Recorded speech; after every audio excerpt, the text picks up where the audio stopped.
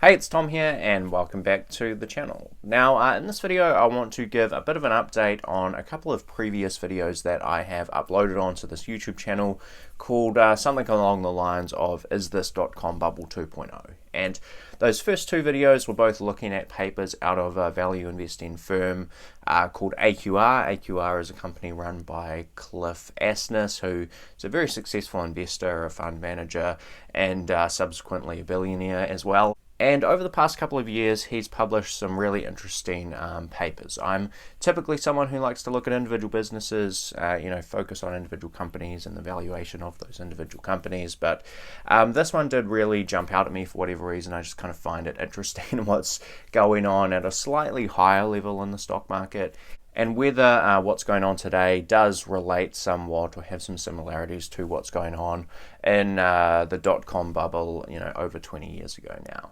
And basically these papers from AQR were looking at this concept of the value spread.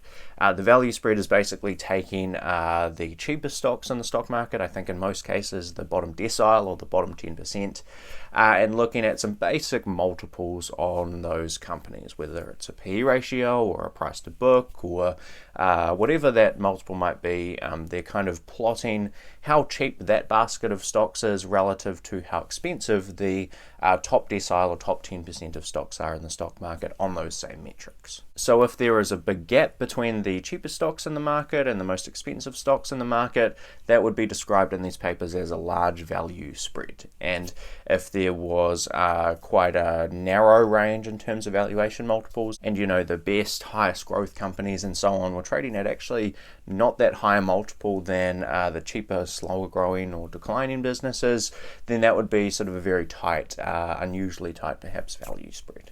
And in those couple of previous updates, we were seeing basically the widest value spread we had seen since the dot-com bubble. I wasn't investing through 1999 and 2000 or anything like that, but we do know from, talking to people who did invest through that period of time and reading about what that experience was like, we do know that it was a really unusual period of time where we had literally anything technology related, anything especially internet related, was just getting bid up massively. And oftentimes these were stocks that had not a particularly great underlying business behind them, and stock prices just got way ahead of the business.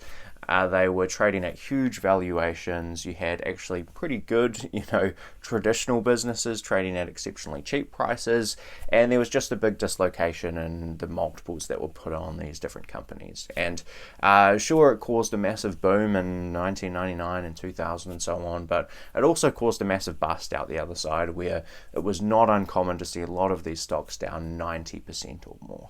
Even Amazon, which clearly turned out to be a great investment almost regardless of when you would have bought it, was down more than 90% in the dot-com bust. So when I made those first couple of videos, the value spread was basically as wide as it had ever been, and it looked very similar in many ways to the dot-com bubble.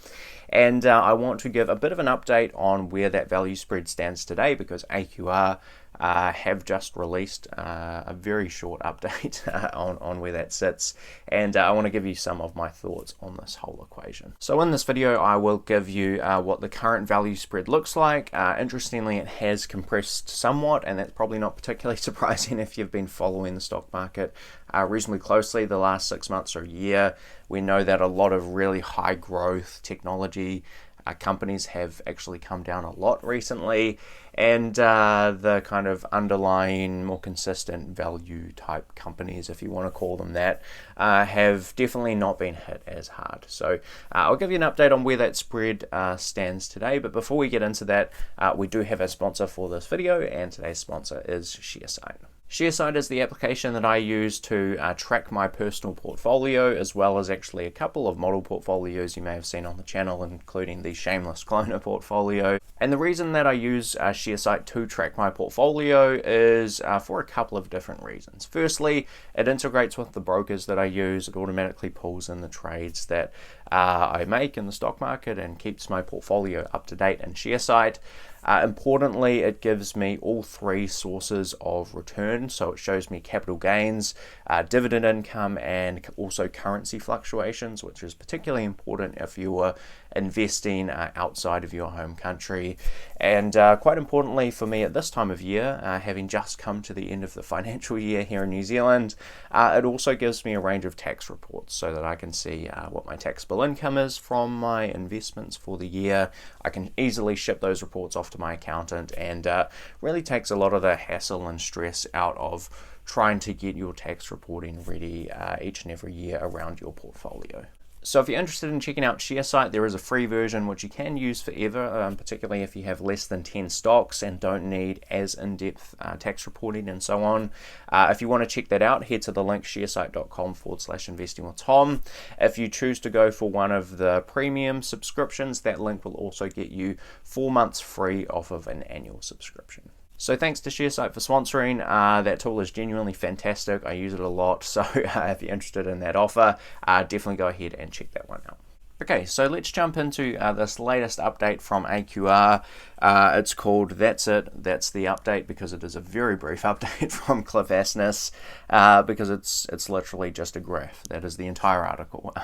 The previous two updates have been a lot more in depth and kind of explained the rationale and looked at a few different charts around the value spread, but this one, Cliff clearly didn't have too much extra commentary to add because he's just given us the graph. So here is what that chart looks like in terms of the value spread. You'll see that it looks to have peaked out about a year from today, and the last kind of 6 months to a year, which takes us through to January 2022 for this data, has really been a reasonably aggressive actually decrease in the value spread. In other words, the most expensive stocks in the market have performed a lot more poorly recently than the cheapest decile of stocks in the market.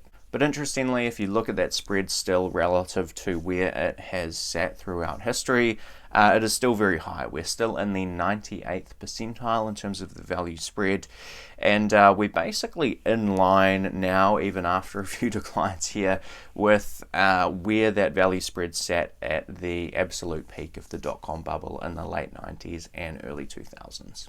And I guess if we're to look at some of that performance in kind of practical terms, probably sort of the headline fund for everything growth over the past couple of years would be something like Cathie Wood's ARK Innovation Fund. So the ticker symbol being ARKK. And if we were to try and find something that's quite the opposite of that, that bought cheaper, maybe slightly lower growth companies, but it's really just trying to buy cheap stuff, that would probably be something like Toby Carlyle's Acquirers Fund, ticker symbol being ZIG. So here we have a comparison chart for the last year of the performance of those two ETFs, and you'll see that at least as of recording this video, the ARK Innovation Fund is down about 48% for the last 12 months, while the Acquirers Fund is up about 9.4%. So massive variation in terms of the past 12 months performance for those funds. Now, the Acquirers Fund hasn't actually been around 5 years, and this isn't me telling you to go and buy the Acquirers Fund or anything like that, or to sell ARK, or do your own work on that. I'm just trying to show some comparisons here. So the Acquirers Fund hasn't been around that long, so I'm not able to get like a 5-year comparison on this. The 5-year returns for ARK still look pretty good. We're up 163% over the past 5 years for the ARK Innovation ETF as of recording.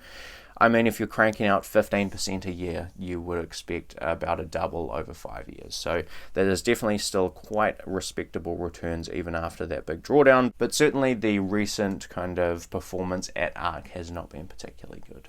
So typically when it comes to investing in the stock market for me, I'm generally not one to pay huge attention to data like this because I'm not a macro investor. I'm not trying to bounce around different ETFs or rotate through different sectors or anything like that. I'm really about trying to understand individual companies. If I like the company, I think it's high quality business, well managed and at a reasonable price, I kind of just go ahead and buy it regardless of the broader macro scene. It's very opportunistic in that way, and this doesn't have a huge bearing on how I would necessarily allocate my money, but what it does have perhaps a little bit of a bearing on is where I might choose to focus my attention in terms of turning over rocks and trying to find new investment ideas. A couple of years ago now, for example, we had Monish Pabrai basically come out and explain that it had this quite significant change in investment philosophy, where he was kind of switching from buying the beaten up 50-cent dollars to buying high quality businesses and spawners, as he called them at that time. And that's something that I still don't think I'm fully on board with. I still think the 50-cent dollar type investing really makes a lot of sense, particularly if you're working with smaller sums of money. And the value kind of spread at that time, which was super stretched, was also sort of suggesting to me that if we were to focus our attention on one particular type of investment, whether it's a 50-cent dollar, beaten up company that you just hang on to for a few years, or whether you focus on one of these long-term growing businesses, it felt like at the time probably the opportunity set might have been better in the lower growth kind of beaten up stuff. And I think that's probably still largely the case today, but potentially there is some particular examples where some of the higher growth companies that might have been on your watch list for a long time are finally starting to come back down to earth. I would say that for me personally, there are a couple like that I'm interested in. One would be Naked Wines, which I've talked about on the channel here before. It's had a spectacular last year or two in terms of the underlying business. The stock has been super volatile. It went up about 4x and it's now down about 50% or something like that. I'll put the exact stock chart up on the screen here. Also, a business like Spotify is something I was getting kind of interested in maybe 6 months or so ago. It's also down a lot, so perhaps warrants a bit more attention from me. And I think it's an interesting kind of chart to keep an eye on, this whole value spread thing, and get a bit of an indication of where we might currently be sitting relative to what that spread has done in previous cycles. So really cool to get an update from Cliff Asness. I will actually leave all three of his papers on this topic down in the description below. The first one, which was from May 2020, was called "Is Systematic Value Investing Dead?" And spoiler alert, the answer was no. The second one was called "Are Value Stocks Cheap for a Fundamental Reason?" That came out on August 30th, 2021. Again, spoiler alert, the answer was no. And the third one here, just called "That's It." That's the update with our one graph. Those will all be linked down in the description below if you want to check them out. So that's all I've got for this one, or in other words, that's it. That's the update. If you've got thoughts on this, definitely let me know down in the comments section below if there's any particular kind of areas of the market where you're spending a lot of time and perhaps having some success finding interesting investment ideas. Definitely let me know down in the comments below. I'm always interested to kind of hear what people are working on and what you might be looking at. But that's it from me for this one. If you did enjoy the video, please hit like and also subscribe to the channel if you are new here. If you want to check out the ShareSite offer, that will be sharesite.com/investingwithtom. Also linked down in the description if you want to get 4 months free off of an annual ShareSite subscription through that link. Go and check that one out. But that's it from me for this video, and I'll see you in the next one. Cheers.